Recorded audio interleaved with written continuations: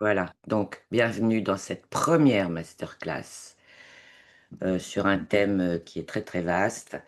Donc cette première masterclass et je répète pour toi Audrey, il y aura à la fin une partie questions-réponses en live, d'accord? Et là, je trace, OK? Et si vous avez des questions, bien évidemment, vous les posez dans le chat ou vous les notez quelque part, d'accord? Donc, de quoi on parle quand on parle des peurs? Bon, on peut tout de suite prendre conscience que c'est du poison, OK? Mais pas toutes. Donc là, pour démarrer, je vais vous parler des 2 types de peurs. Ensuite, je vous parlerai des différentes familles de peurs, d'où 50 nuances, OK? Il y a 2 types de peurs, à vraiment, ouais, à vraiment faire preuve de discernement, qui apportent du discernement si tant est que l'on accueille cette peur, ce qui n'est pas le cas, d'accord? Une peur, c'est une peur. Est-ce que vous m'entendez bien? Ouais, d'accord, alors on continue. Le premier type de peur, c'est ce qu'on appelle la peur naturelle. La peur naturelle, elle est factuelle, c'est-à-dire elle promet un danger réel, d'accord? Un danger physique, un danger tout court, un vrai danger. J'insiste sur la notion d'un vrai danger. C'est un principe de réalité. Tu t'apprêtes à traverser, tu vois une voiture arriver, à pleine balle. Cette peur-là, de te protéger, de fuir, d'assurer ta survie et ta vie, va faire que, bah, tu prends les jambes à ton cou et tu te sauves. Ça, c'est une peur naturelle. Pourquoi elle est naturelle? Parce qu'elle est vraiment explicitement, elle démontre un vrai danger. Le danger est réel, d'accord? Tu te promènes avec un enfant ou voilà et tu vois un arbre qui tombe, sur la chaussée, tu te sauves, OK? Donc ça, c'est une peur utile, la peur naturelle. Tu sens que quelqu'un te suit dans la rue, tu as envie de te sauver, tu le fais et ça, cette peur naturelle, elle est nécessaire, OK? C'est la seule peur naturelle, c'est celle qui protège d'un danger factuel. C'est très important, un vrai danger, OK? Donc je vous laisse imaginer les autres peurs. C'est la seule qui soit naturelle. J'insiste et vous allez comprendre pourquoi. Le deuxième type de peur, ce sont des peurs fabriquées par le mental et bien souvent un mental très agité évidemment. Mmh. Voilà, et des peurs fabriquées par un mental agité, c'est à l'infini. Des peurs fabriquées par une forme d'anxiété, d'imaginaire, de stress, hem, d'anticipation, OK? Donc c'est vraiment une tournure d'esprit qui anticipe ce qui n'existe pas encore ou qui n'existera jamais.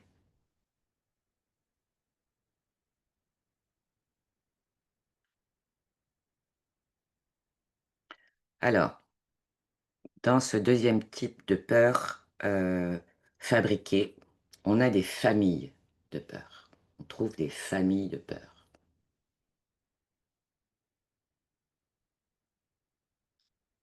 Nous ne sommes pas étrangères à l'inconscient collectif, tout simplement au collectif. Donc en nous, à la base, il y a un morceau de peur collective. Il est bien placé en ce moment pour savoir que les peurs collectives sont nombreuses et multiples. Donc ce sont des peurs, ce sont des petits bouts du collectif. Même si on ne regarde pas la télé, même si on ne s'intéresse pas aux actualités, même si on ne regarde pas TF1, etc., etc., nous contenons un petit morceau de peur collective. Ok. Et quand on arrive dans un système familial, hein, vous venez au monde, vous en prenez un petit bout également. Ok. Ces peurs collectives, elles peuvent, en fonction de votre nature, elles peuvent euh, impacter, envahir effectivement le mental. C'est pour cette raison que j'ai insisté sur les premiers types de peurs naturelles qui sont vraiment dus à un fait réel, un principe de réalité. Ok. Donc il y a le collectif. Il y a une famille de peurs qui sont des peurs héritées. Qu'est-ce qu'on entend par peur héritée? Précisément par un système familial, des peurs héritées que vous ne choisissez pas. D'accord? Elles font partie d'un système familial et vous savez que les peurs traversent, hein, les systèmes. Nous avons les peurs engrammées. Qu'est-ce que c'est une peur engrammée? C'est une peur qui a été vécue. Ça peut être dans l'enfance, ça peut être voilà, une peur qui a été vécue. Je vais prendre l'exemple de ce petit garçon à qui on enlève les roulettes, hein. Il apprend à faire du vélo. D'abord, il commence avec 2 petites roulettes pour trouver l'équilibre. Et puis un jour, il a grandi, on lui enlève ses roulettes. Il tombe du vélo. Il a les 2 genoux un peu abîmés. Donc, primo, il a peur. Secondo, il a mal. Et de cet instant précis, l'adulte qui constate ce qui s'est passé, la façon dont va agir et réagir surtout l'adulte va être déterminante pour ce petit garçon qui peut être un futur adulte, qui a toujours une peur engrammée, qui ne sait pas trop laquelle. Pourquoi? Si cet adulte arrive en le consolant, en le prenant dans les bras, en lui disant, tu sais, c'est normal que tu tombes, tu es en train d'apprendre, viens, je te prends dans les bras, je te câline, je te réconforte. Donc cette peur, elle disparaît. L'enfant en déduit qu'effectivement, il est possible de s'exprimer sur sa peur. Il est possible de dire j'ai peur, ok, parce qu'il a été consolé.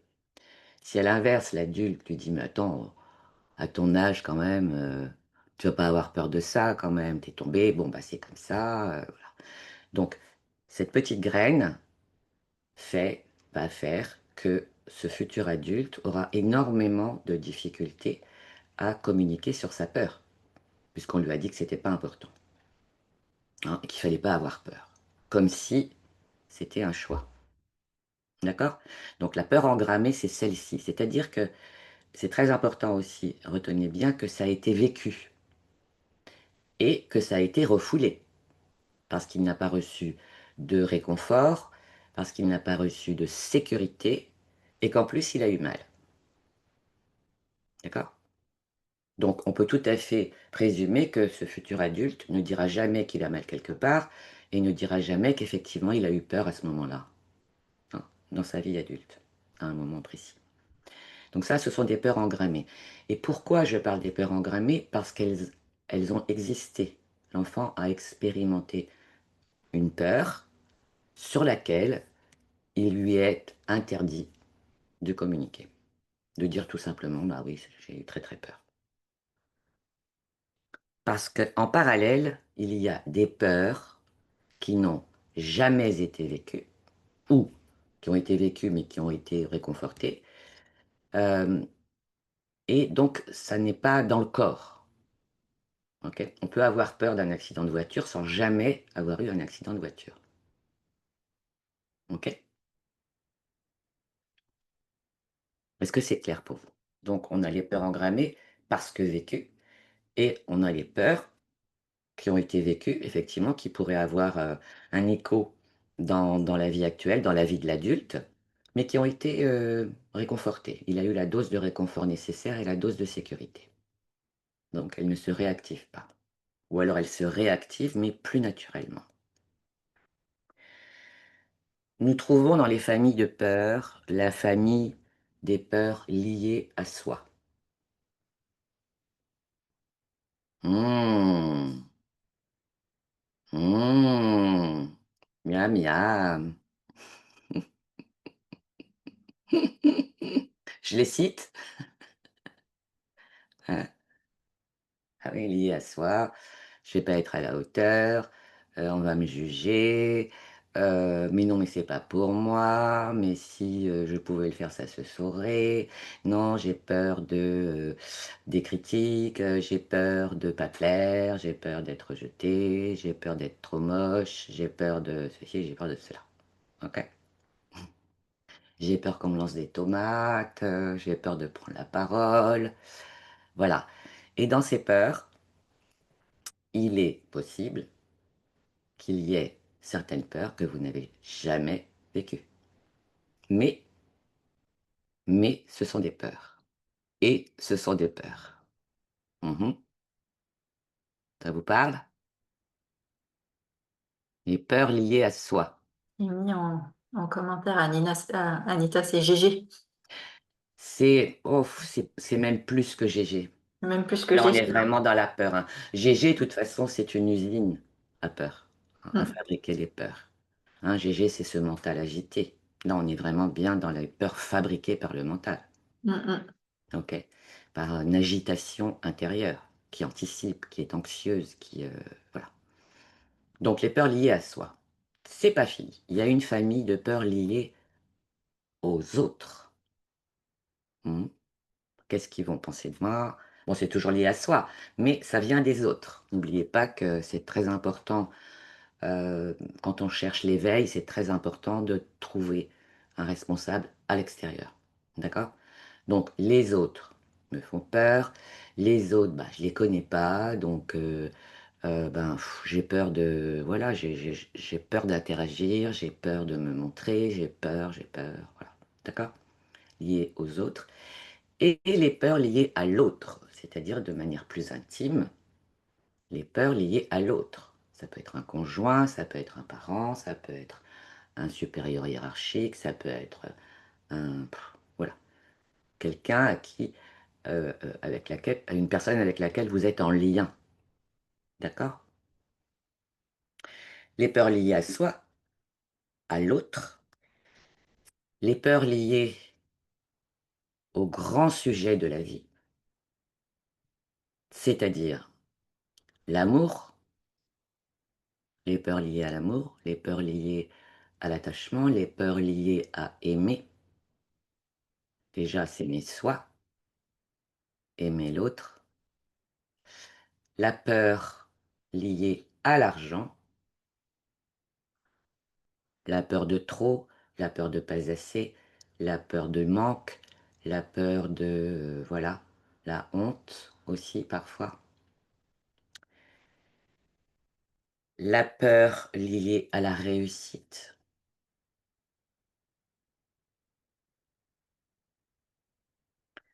Ça c'est aussi ça vient aussi, dans les peurs collectives, hein, dans les peurs, de l'inconscient collectif. On en trouve beaucoup,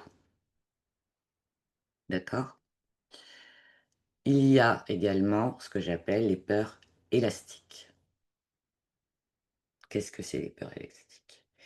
Les peurs élastiques, eh bien, précisément, ce sont des peurs qui n'ont pas été, qui n'ont pas trouvé de sécurité intérieure, qui n'ont pas permis de se sentir en sécurité à l'intérieur et qui, comme un élastique, hein, comme son nom l'indique, ressortent à un moment de façon totalement inattendue, de façon totalement décalée avec ce qui se passe sur l'instant présent.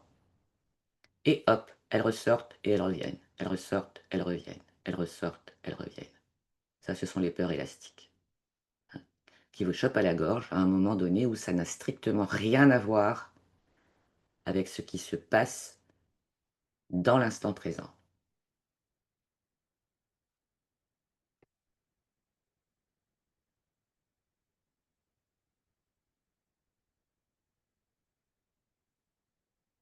Est-ce que c'est OK pour vous? Alors, déjà, est-ce que là, vous avez 2 ou 3 questions et après on continue? Qu'est-ce que ça vous évoque? Est-ce que vous vous sentez en mesure d'apporter une lecture claire sur les peurs? Alors, je voudrais ajouter aussi que, bien évidemment, quand on est dans la peur, on ne peut pas être à l'extérieur. On ne peut pas être à la fois à l'intérieur de sa peur ou de ses peurs et à la fois à l'extérieur pour se dire: «Tiens, là, il y a quelque chose qui me fait peur et je ne comprends pas ce qui se passe». On ne peut pas. C'est pour cette raison que vous êtes accompagnante et que, vous allez porter un regard extérieur qui n'est pas dans cette peur. D'accord? Je fais, toujours, allusion à l'auto-coaching, hein, s'auto-coacher. Heu, c'est pas cynique, hein, de ma part, mais comment peut-on être à l'intérieur du problème et parfois être le problème tellement il est vécu intensément et à la fois à l'extérieur pour dire: «Ah oui, là, tu vois, regarde, là, ça répond à une peur». Inconsciente, probablement, mais ça répond à une peur. Donc l'idée, c'est d'aller à la source. C'est toujours, l'image du maître nageur, hein. Ah, tu barbotes dans la piscine, tu apprends à nager, tu bois la tasse, tu ne peux pas te tendre toi-même la perche pour sortir de l'eau, OK?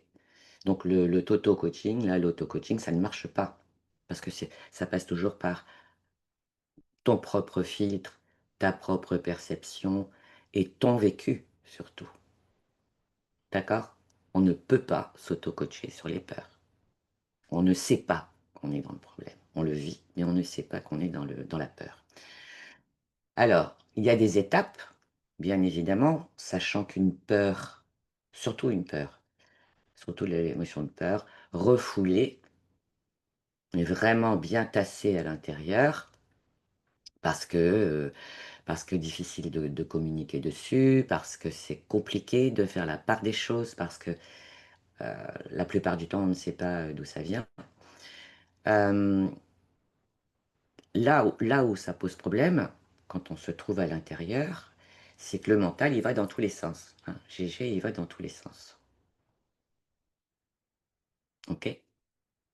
Ça peut être à la fois une peur élastique, ça peut être à la fois une peur liée à son business, ça peut être à la fois, une peur, de perdre l'autre, et cetera, et cetera. Donc c'est un vrai fouillis. OK? Là, votre job à vous, c'est de faire la part entre une peur naturelle et la part entre les peurs que vous fabriquez à longueur de temps, qui vient évidemment d'un mental agité. Et quand on entretient un mental agité, ben, on peut pas avoir accès au discernement.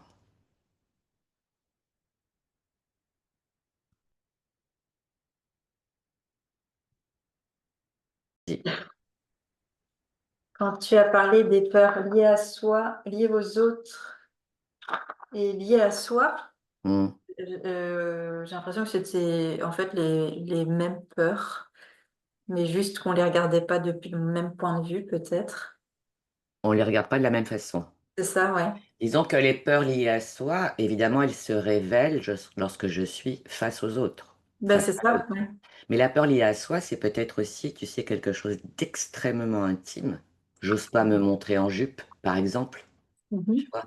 Et qui se révèle et qui, bah, voilà, qui prend toute la place quand je suis face aux autres, Mmh. tu vois? Peut-être que tu te poses pas la question tous les matins quand ça te concerne, mais face aux autres, ça prend une dimension, une intensité plus grande, OK? Hem, quand je parle des peurs liées au collectif, ça peut aussi, être une peur très, très ancrée. Mmh. Très profonde qui résume tout et qui dit: «Le monde est dangereux». OK? Ça, Mmh. c'est une peur racine, hein, qui a la peau dure. Je peux tout à fait être en lien aux autres en apparence, tout en ayant au fond de moi cette peur qui dit: «Le monde est dangereux» et elle est très courante. cette peur. Elle ne se voit pas tout de suite, elle ne dévoile pas son nom tout de suite.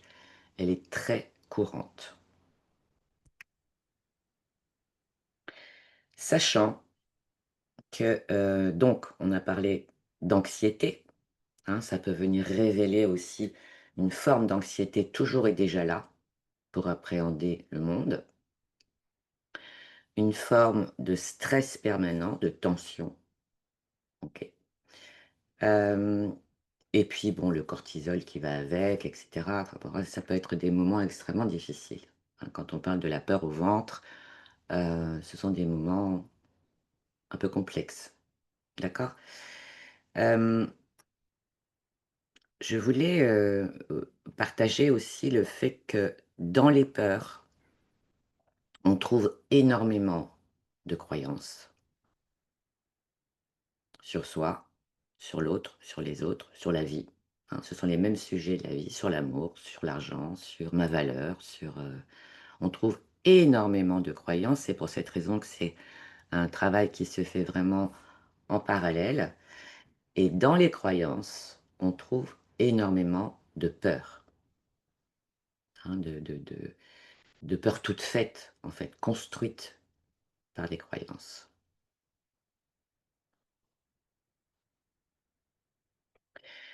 Il y a aussi, et ça part toujours du discernement évidemment, il y a aussi les peurs qui, paralysent, hein, qui vous coupent de vos ressources.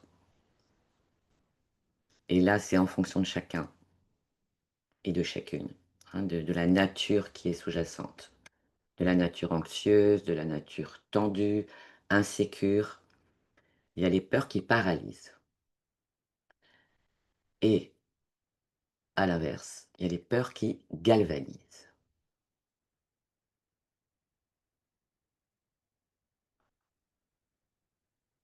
Ce sont souvent des peurs liées au stress, hein, les peurs qui galvanisent, qui donnent la capacité d'agir, par exemple, mais toujours sous la peur.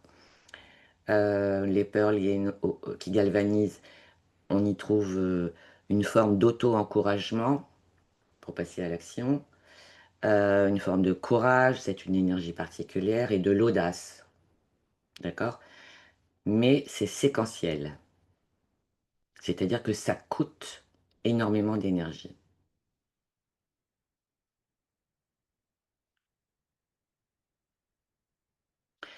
Quant aux peurs qui paralysent, heu, effectivement, c'est là que le regard extérieur est indispensable, parce que c'est la tétanie à l'intérieur, c'est, voilà, je suis pétrifié à l'idée de.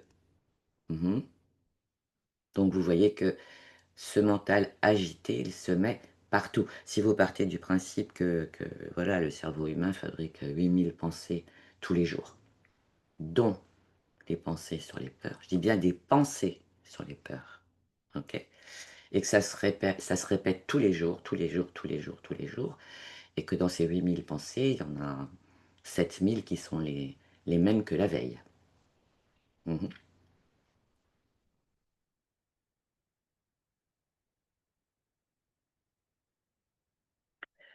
Alors, moi, j'aime pas trop utiliser négatif, positif. Je dirais simplement, voilà, les 2 types de peurs supplémentaires sont celles qui, fouit, vont vous donner un culot incroyable et l'audace d'agir, hein. Ça n'a rien de positif ni de négatif, c'est comme ça, c'est physique, c'est physiologique, OK? Même en transpirant.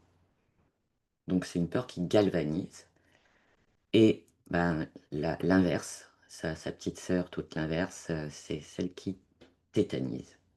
Et c'est là où vous avez affaire à quelqu'un qui vous dit: «Mais je comprends pas, pourquoi tu as peur?»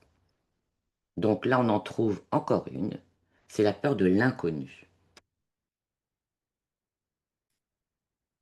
Si je vous pose la question suivante: comment peut-on avoir peur de quelque chose que l'on ne connaît pas?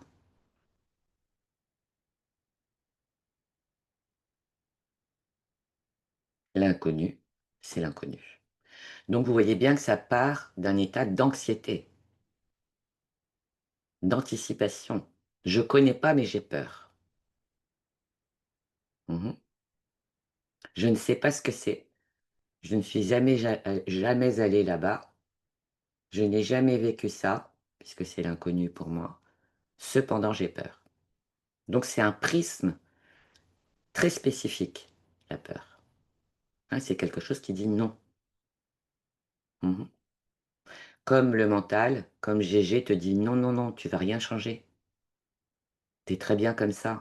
Je vois vraiment pas, ce que ça va t'apporter, heu, de te montrer. On n'a jamais fait comme ça». Donc, sous-jacente, la peur de changer, la peur du changement.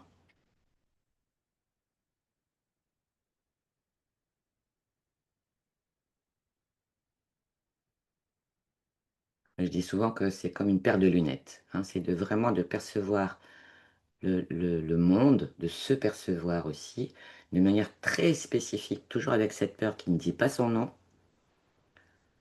Voilà, dès que tu enlèves les lunettes de la peur, tu t'aperçois que ah,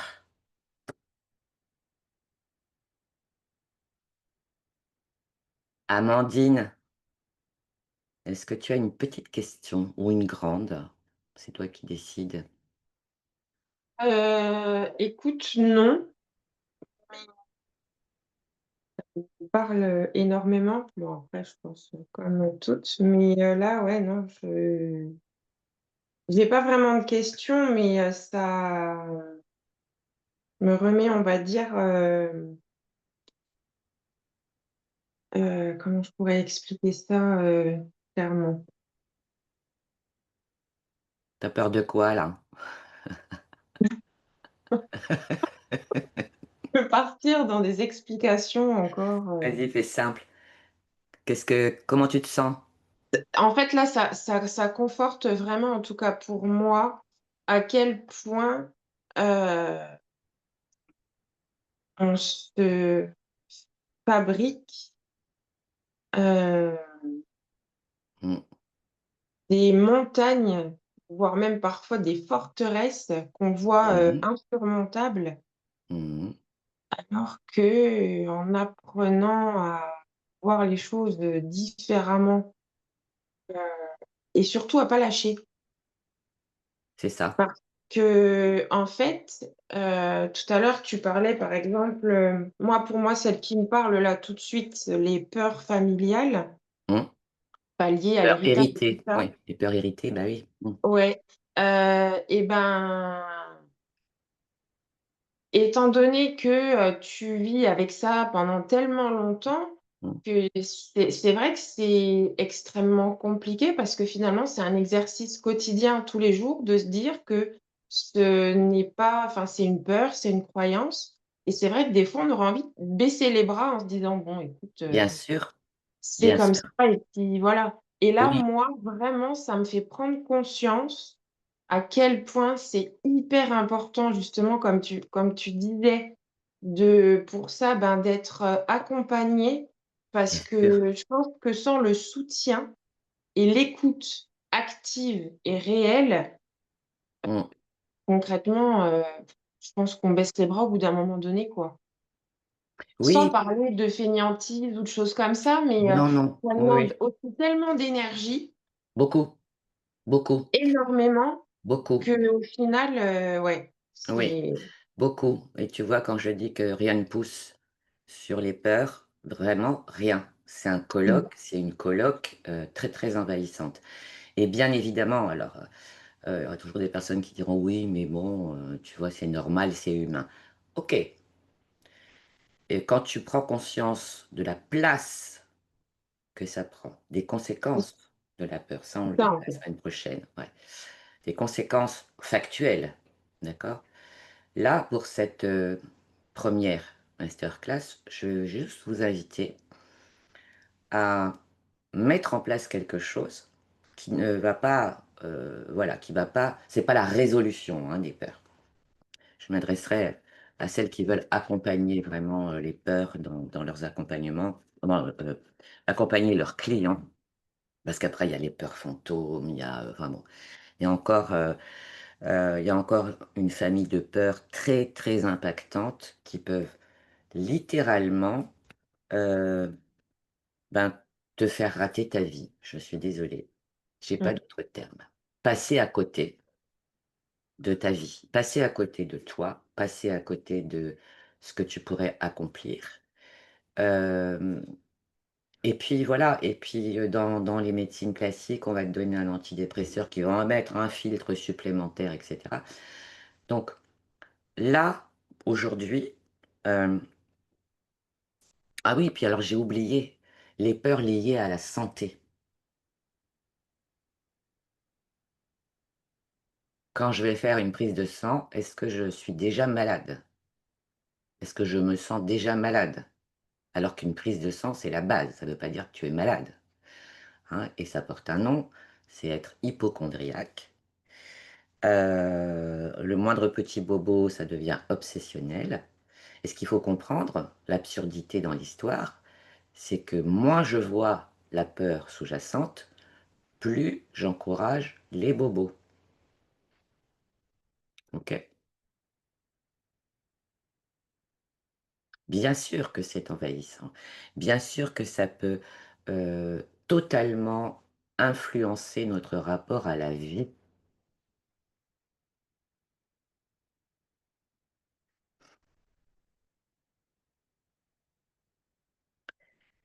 Et la première bonne nouvelle pour débuter, c'est de savoir qu'il n'y a qu'une peur naturelle. Une seule. Il n'y en a pas 2, il n'y en a pas 3.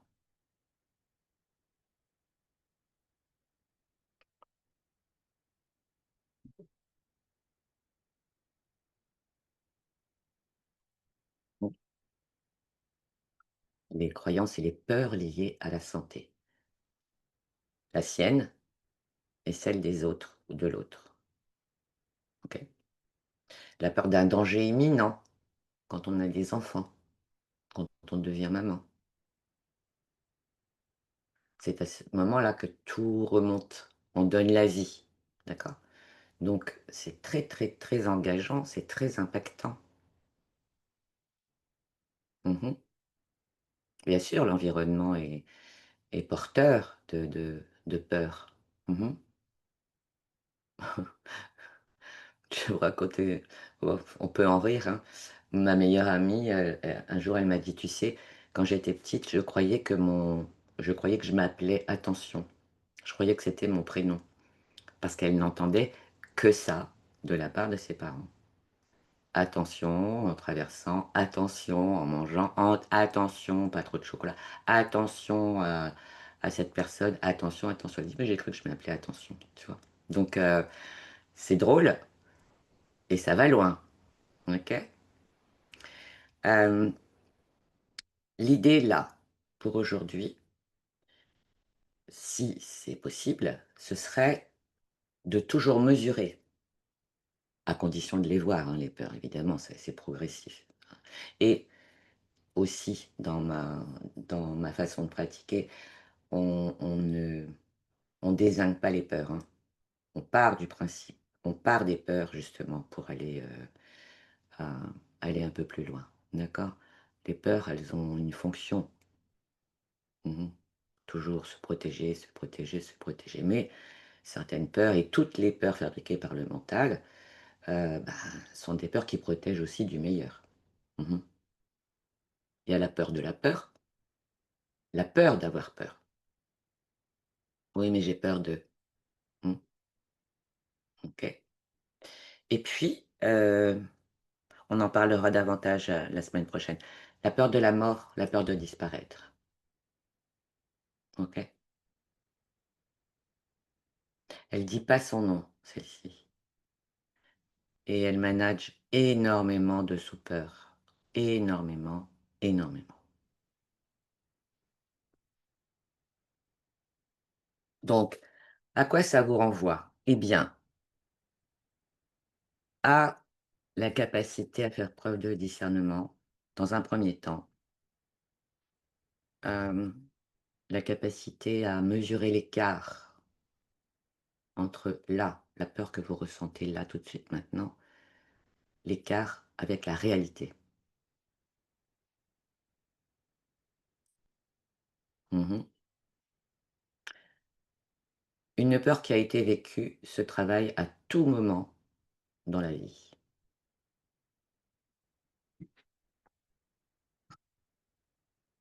À tout moment, on peut explorer une peur et la transformer. Ça relève effectivement de l'accompagnement et ça relève aussi d'accueillir. On n'accueille pas ses peurs comme ça, hein. Non. Donc là, pour aujourd'hui, c'est vraiment à tout moment de mesurer l'écart entre ce qui se passe réellement et l'intensité de ma peur. Ça ne veut pas dire mettre un mouchoir sur les yeux, un bandeau sur les yeux, OK? Ça ne veut pas dire refouler, résister, bah, moi j'aime pas cette expression «ne rien lâcher». Bah si, hein, tu lâches rien, hein. Bah si, si, il faut lâcher. Bah oui, bah oui.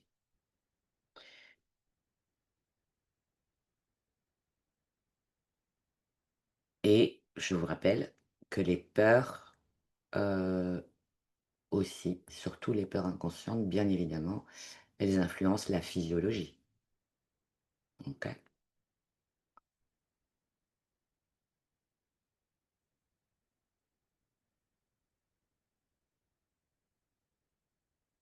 Si vous avez affaire à un médecin qui est digne de ce nom, ça se passe pas dans la médecine classique, hein. Si vous avez affaire à un médecin qui est digne de ce nom, un homéo, un acupuncteur, médecine chinoise et cetera, c'est super. Parce que dans le sang, dans les prises de sang, on trouve, on voit si, s'il y a de la peur, hein, on le voit. Mmh. Un excès de cortisol quelque part qui, heu, qui apporte des informations. Mmh.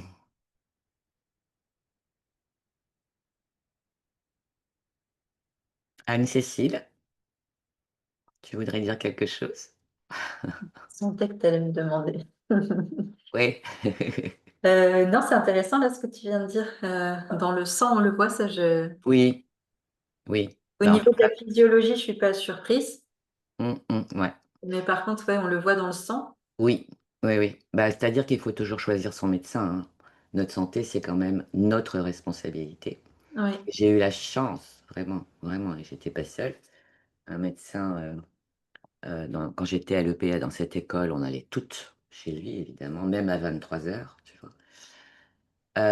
Qui un jour, après une prise de sang, alors évidemment c'était pas des prises de sang lambda, là où il y a une vingtaine de critères dans les prises de sang classiques, lui il avait, travaillé longuement là-dessus et il avait à peu près une centaine de critères, tu vois? Mhm. J'ai rien contre les médecins classiques, hein, mais je dis que j'ai fait un autre choix et que j'ai énormément de choses à dire là-dessus. Là où un médecin classique me dit: «Anita, vous avez du cholestérol et tout», donc complètement affolée, j'ai débarqué chez l'autre. Je dis: «Mais pas du tout, par rapport à ça, par rapport à ça, par rapport à ça, il y a pas de cholestérol». Donc déjà, tu te dis qu'effectivement ta santé, c'est ta responsabilité, Mm. OK? Et Et comme tu dis, la chance d'avoir un bon médecin, moi, ah là là là là, j'arrive pas à trouver. il J'avais est des plus médecins. là. Je suis orpheline depuis 3 ans, mais vraiment, Oui. parce que j'ai viré tout le monde. Mm. Gynéco, machin, tu vois, dermato, tout ça, parce que tout était là. Et pour revenir à ce qui se voit dans le sang, il n'était pas du tout au courant.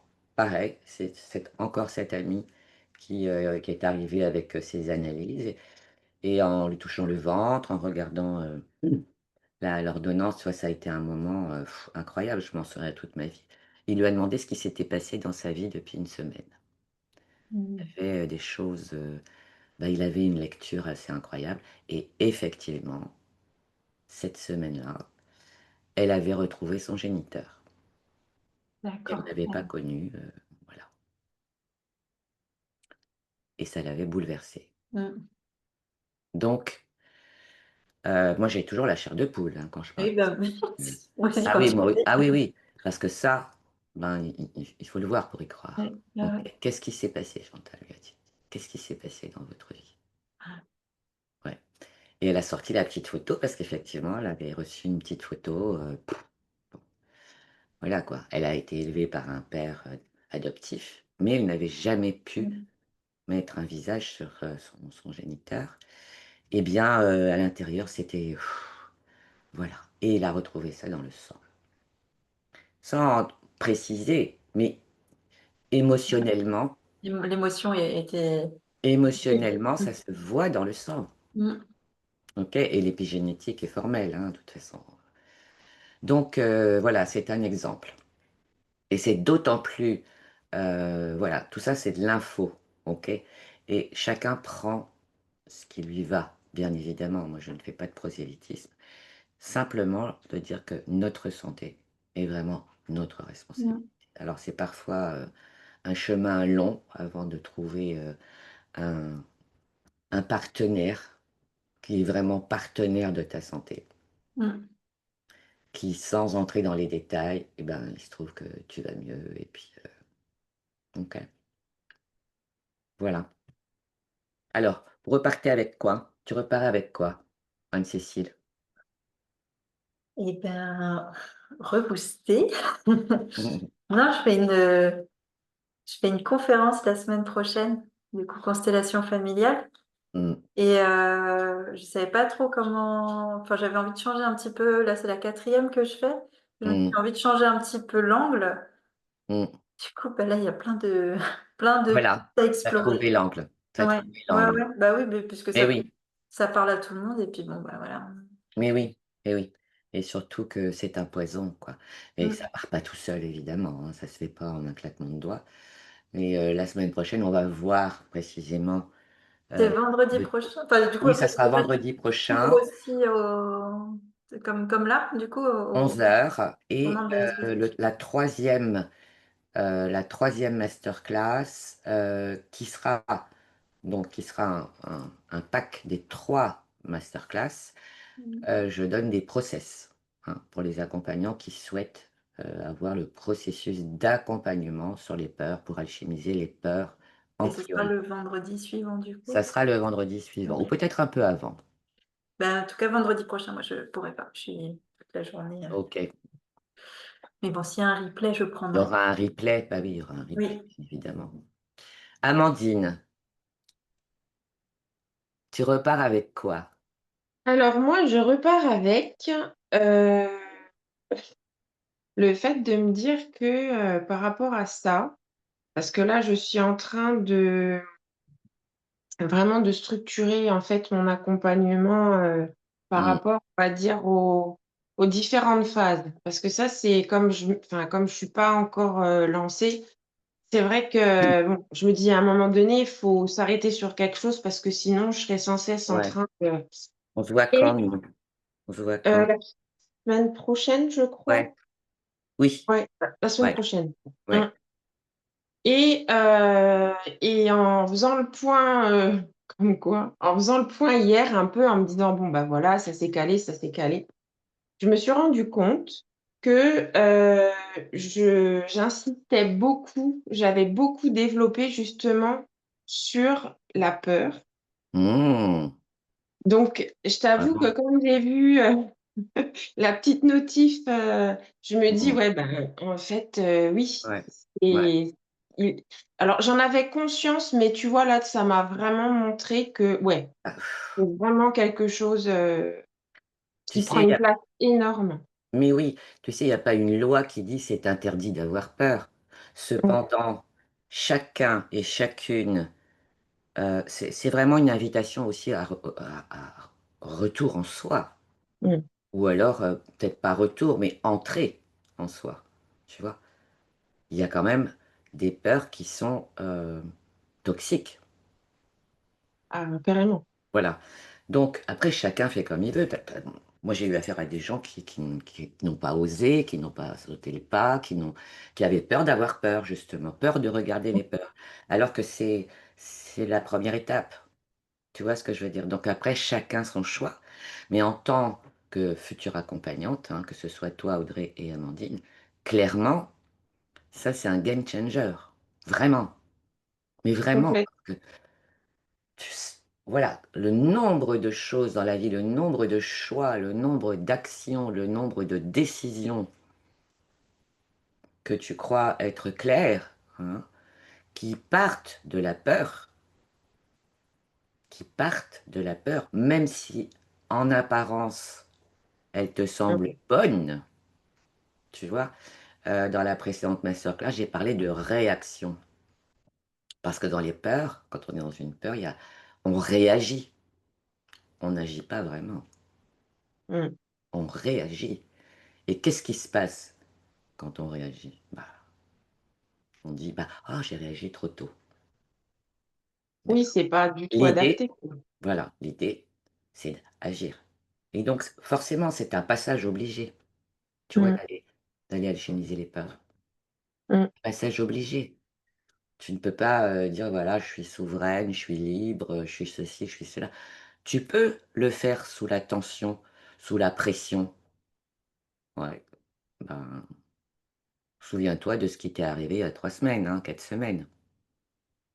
Mmh, Amandine. C'est pas pour être désagréable, hein, mais c'est du vécu quand même. Ah non, non, non, mais C'est tout à bien fait. Ah ben, de toute resto, façon, bah j'en ai oui, bien conscience. J'en ai bah bien oui, conscience. tu Mmh. vois? Ah oui, oui, complètement. Voilà, c'était pas, une peur fantôme, hein. Tu y es Mmh. allé. Mmh. Mmh, mmh, Complètement. tu vois? Donc ouais, c'est un passage obligé. Mmh. Audrey, tu repars avec quoi? Merci Amandine.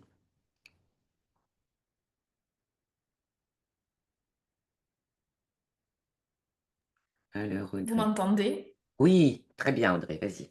Oui, c'est Oui, bon? super, oui, Ben moi, j'adore ce sujet parce que je me sens pleinement concernée en fait aussi. ouais, Ce que mmh, j'aime beaucoup, c'est l'idée des lunettes. Quand tu dis les lunettes, enlever les lunettes. Mais moi, je le vois oui. comme ça parce que je trouve que la peur, c'est vraiment envahissant. Attends, Et il y la... a un truc qui grince. Je sais pas ce que c'est dans le Ah, son. Excuse-moi. Ouais. Voilà. là, Bon là, là, c'est oui. mieux? Oui, c'est bah, je sais pas, ça fait cric. Mais bon, Ah, bon. pas grave. Vas-y. Je Parle-moi disais que d'Amandine. la peur, ça fait peur en fait. Ouais, peur d'avoir peur. Mm, Peur d'avoir peur. mm. Ah, c'est comme ça. Peur d'avoir peur. Oui, je sais. Je sais qu'il y en a beaucoup, on en a déjà parlé et tu vois que ça se met partout, tu vois? Donc tu notes vendredi prochain. De toute façon, on se voit avant aussi. On se voit avant vendredi. Ouais, donc oui, oui et tu sais, ça passe par cette prise de conscience-là, là. Mm. Même si on sait que oui, avoir peur, c'est pénible, ça freine, ça vrille, ça déforme, tu vois? Tout le monde le sait. Si je prends un micro et que je vais dans la rue et que j'interroge 100 personnes: «Est-ce que vous êtes contente quand vous avez peur? Est-ce que ça vous fait du bien d'avoir peur?» et cetera. Ben non, il va y avoir 100 personnes qui vont répondre: «Non, bien sûr», tu vois? Quelle question! Pour autant, elles font leur chemin, hein, les peurs, tu vois? Surtout les peurs inconscientes parce qu'on part d'une toute petite peur, très souvent, et on arrive dans des endroits, tu vois? Mmh. Ça va, tu passes de bonnes vacances, un bon séjour? Oui, oui, oui, ça Oui, va, merci. OK. Ben, moi, je vous remercie. Alors, mot d'ordre, hein, l'écart entre ce qui se passe réellement et ce que je ressens. Sans vous censurer, sans tricher, sans vous voiler la face. Acceptez de regarder que là, à cet endroit, vous avez une peur. Très important, hein. C'est pas un concours de popularité, hein. Donc là, bah oui, je me sens un peu pas terrible. Allez. Je vous souhaite une belle journée, Merci Anita, merci à toutes.